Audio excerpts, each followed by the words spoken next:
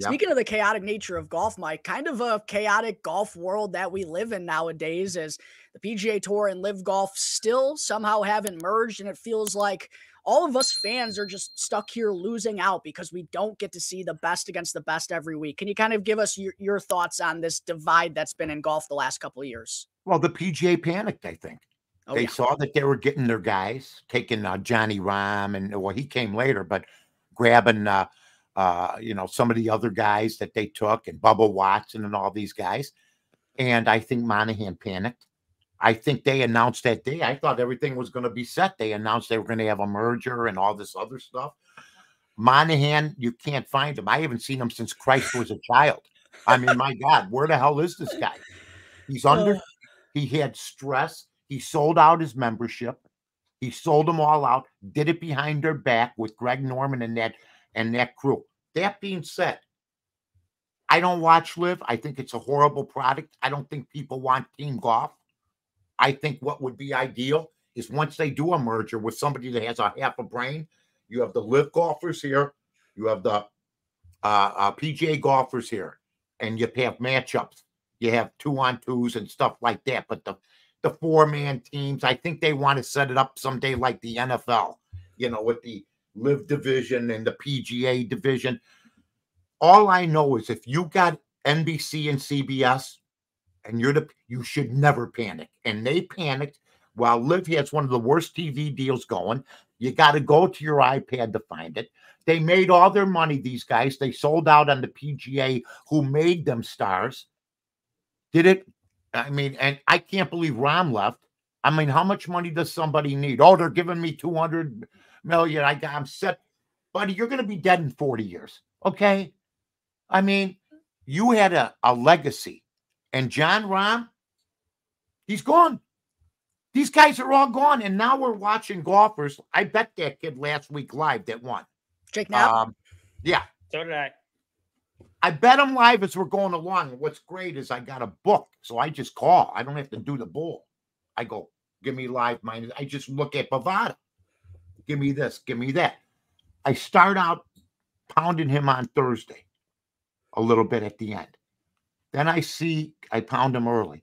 Then the first three holes, and this is where these 100-to-1 shots and 200-to-1 shots are cashing, because they're not intimidated by anybody. Who was out there to intimidate Knapp? Nobody. He screwed up. The other guy started to catch up, but then he screwed up. But there was nobody. There was no Rahm.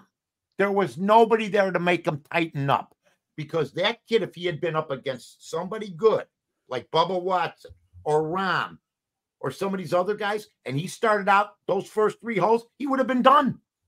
But instead, he was allowed to stick around because the product is just not as good now. You can't take that many good players and leave. But those good players, they made all their money, but they're recluses.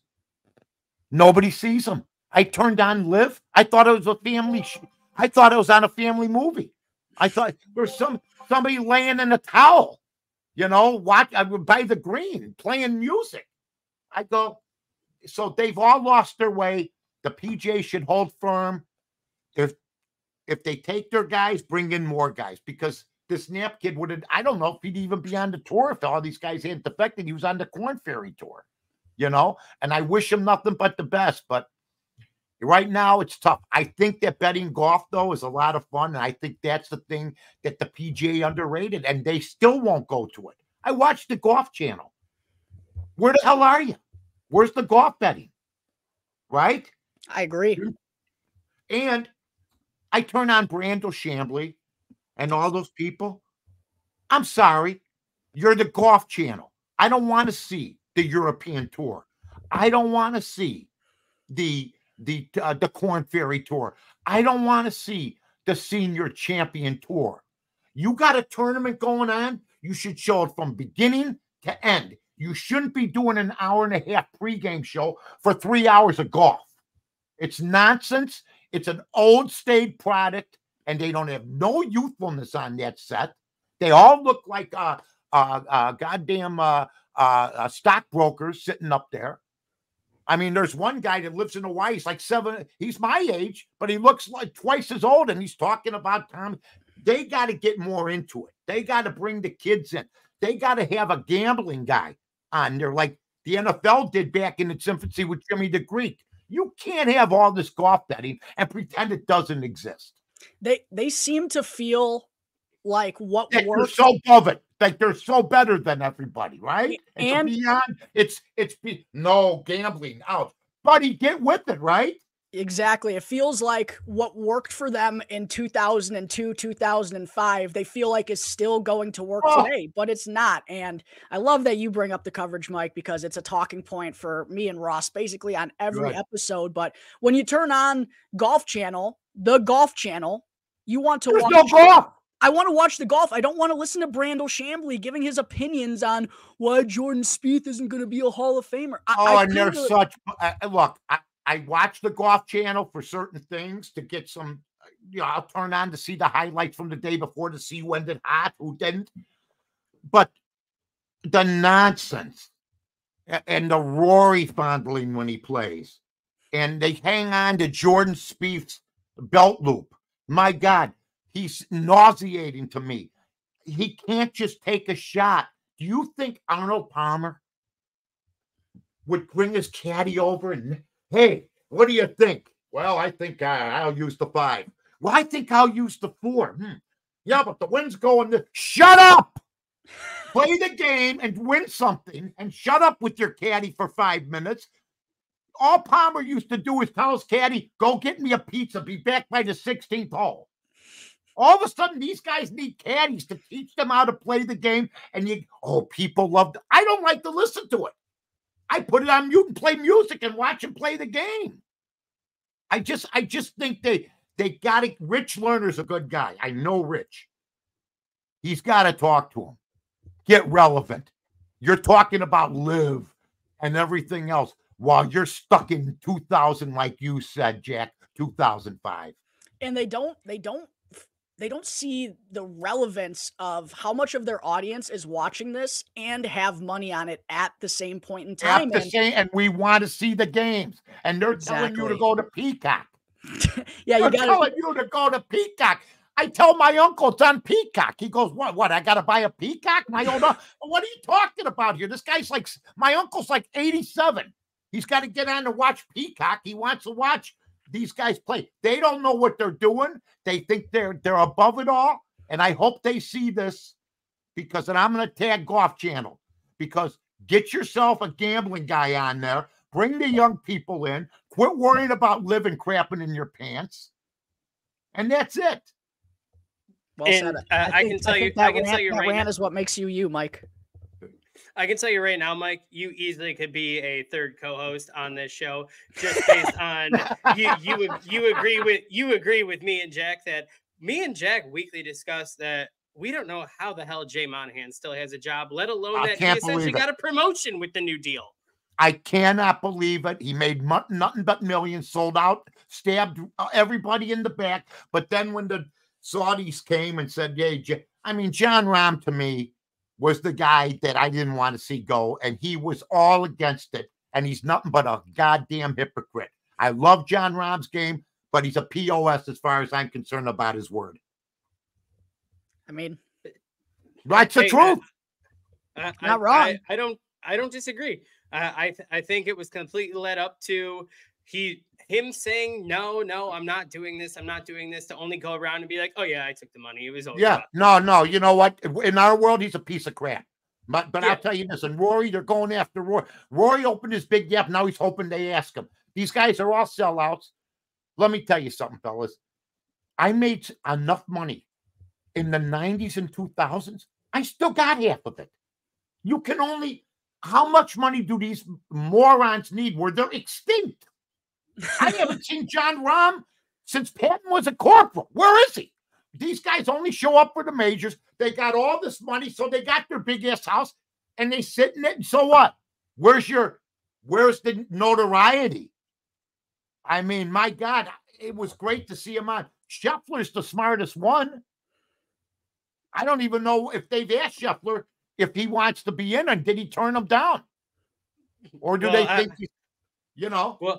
Well, I mean, I don't know if Liv's going to want to invest in Scotty Scheffler for, $500 million to watch him not be able to sink a 3-foot putt every single week. So, yeah, I saw that. You're absolutely right. I love Scotty. He's got the yips a little bit, but let me tell you, I got a golden key. It happens.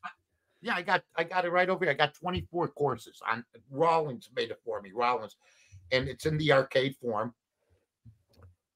And sometimes I get the yips on the golden tee game. It can happen in the game too. Yeah, it can happen. No, but you're right. He's struggling with his putting. You see, I don't know. Spieth is, to me, the most overrated golfer now in golf. They fondle him. Rory. I think Hovland is great, but they're not every week great. Schauffele, not every week great.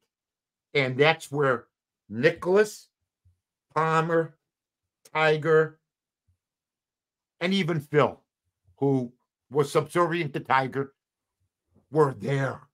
You could almost count on them. Nicklaus had 39 second places in majors.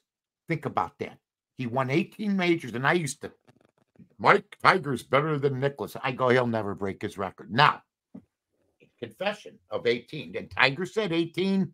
That's what I'm shooting for. When Tiger got to 14, I thought my prediction was toast. Okay? But then tragedy struck. Divorce. Getting hit in the head with a golf club. Crashing into cars. I mean, the nonsense that he fell asleep at 7 a.m. The only time I almost fell asleep at 7 a.m, well, I was coming home from the night before at 7 a.m. That's it. So he took himself out of that. Otherwise, I think he could have done it. I don't see anybody ever breaking Nicklaus's record. He was so good, and then he wins in his 40s. He was still putting. He had his heart, and he lived a straight away life. And I love how they say him and Palmer used to fly together because Arnold Palmer was a pilot. He was the first golfer to fly his own plane. So they used to go to exhibition matches. Boy, they must have had some fun. Oh, yeah. But the media would always play it up like they hated each other. And all along they were friends. So Palmer never said nothing, and neither did Nicklaus. And I didn't like Jack for a long time because of Arnie. I mean, that split like that. And see, Tiger didn't have that. I always wanted Mickelson to step up like a man, but he wilted with his country club attitude and his gambling. And I don't think he was concentrating all the time. Probably not. I mean, if you're playing Tiger Woods or if you're playing Europe and you need to put down $400,000 to motivate you, right? That's a problem. Not a good look. Not a good look. No, and I feel like that's just the mentality with golfers today. It feels like there's just not that integrity in the game anymore. And a lot of these guys are money driven. And there was just a conversation with Mackenzie Hughes, current PGA Tour player, a couple weeks ago on the course. And I thought he hit the nail on the head when talking about how golf has kind of lost its true integrity now because everyone's just doing things for the money. And it really is a shame that it is at that point because undoubtedly, because of the Tiger effect, the game is deeper than ever. There is more talent out there, but when you have two tours and it's divided and a terrible broadcast that doesn't show you the actual golf or guys in contention, it leaves us you know who I love? In the I shitter. love her. That Amanda Balionis, I love her. Okay. Interview the guy for 3 questions. You have a guy up there for like 10 minutes while they're playing. Because they want to bring the golfers because of LIV. They're trying to change. I don't want to hear them talk. I want to watch golf. Yep. That's it. Enough. I mean, quit trying to react to what somebody else is doing. Be a leader. Monahan wasn't a leader. That's it. Norman's a leader. But Norman, okay, is psycho. He actually he hates the tour. Okay, because he couldn't stand up like a man and win relevant tournaments when he was winning. He choked, and he comes on like this badass, but he wilted like a lily whenever he played against certain players, period. He was winning. I saw him winning by 4 strokes, and boom, it's gone. Everybody did, and he's always been bitter about that. So I guess what one I'm really question a I'd like happy to guy, know. but that pisses me off. I guess I'd really like to know, like, with the way the coverage is going, everything. Obviously, the PGA needs to figure it out. Jay No. Monahan not only needs to figure it out, but also just get out. He's got to get Wh- out. I can't stand the guy for what he did, and I don't think a wh- lot of the golfers like him. What do you think about like the PGA Tour trying to change things and having things where like the waste management, they tried to spice it up a bit and have like Smiley Kaufman and Kevin Kisner on the mic to kind of give the players side and have a player interview. What do Well, you think, now like they've injections raised, like that? Ross, now they've raised the prices for next year's waste management to keep the riffraff out. That's what I'm hearing, because it extended to the whole course this time. It used to be you had the major stands, and here, they're drinking beer and everything. Well, I heard they were sliding down hills, they were acting up in the lots and everything else. So now they've raised that price to try to keep. Unfortunately, it was unruly, the last one, and they're saying stuff to these players you shouldn't say. I mean, it's really gotten a little bit out of hand, and I noticed that some players don't even go to the waste management. I don't think Roy was at the waste management. I don't think no. Some of these guys, they don't want to hear that crap, because Roy shoots a bad putt, like you said, Jack. And Ross, a Scheffler misses a putt like that. They say stuff. They got money on their bets. They betting holes. They're on their phones. They're drinking 10 beers. So it's not a good situation right now. But I still love it. I love stadium golf. Yeah. But I like the sereneness of the Masters too, to be honest with you. Yeah, absolutely. LIV thinks you got to have 50 people and women running around in bathing suits and slapping each other with towels and playing Frank Sinatra on the music. And give me a break. The PGA is still king because they have two major networks covering them.